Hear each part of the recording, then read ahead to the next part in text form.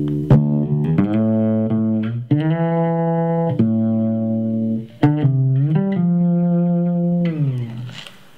les amis, bienvenue dans ce nouvel épisode de la scène des copeaux. Comme vous le voyez, aujourd'hui je démarre un petit peu différemment puisque nous allons parler lutherie aujourd'hui. Et ouais, c'est quand même mon boulot à la base. J'ai ici une de mes basses préférées, c'est une Ibanez signature Gary Willis.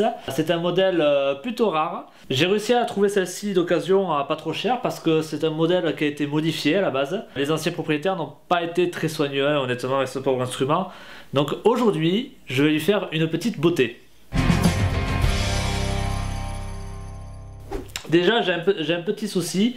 Au niveau du manche, j'ai un creux à ce niveau-là. Ce qui fait que quand je joue, j'ai une espèce de freeze. Une espèce de un petit buzz là qu'on entend.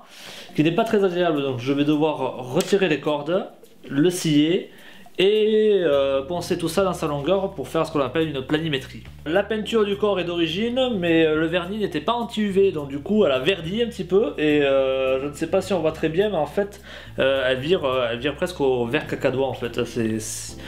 C'est pas beau. L'ancien propriétaire avait aussi viré la signature de l'artiste ici.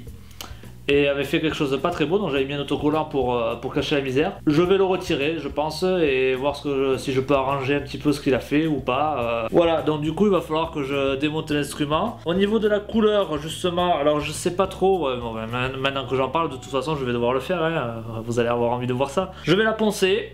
Je vais virer cette finition qui est pas belle du tout, je vais lui refaire une finition neuve. J'en profiterai pour enlever la poussière partout du coup et lui faire une petite révision.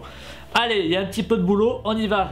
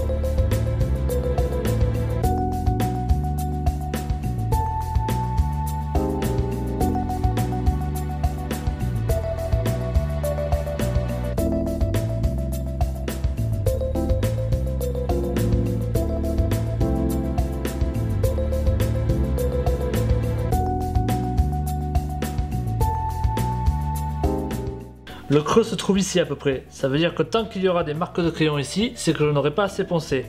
Donc il va falloir que je ponce suffisamment pour rabaisser ce niveau-là et ce niveau-là. Allez, on continue.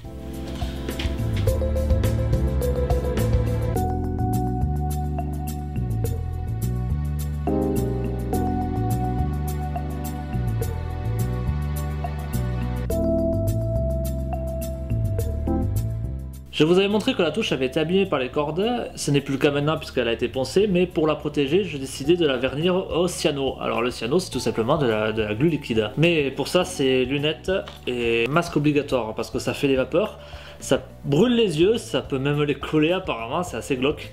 Et bien évidemment, les vapeurs, ce n'est pas bon à respirer, donc le masque est de mise. Et vous allez voir qu'avec ça, on peut obtenir un beau brillant. Allez, c'est parti!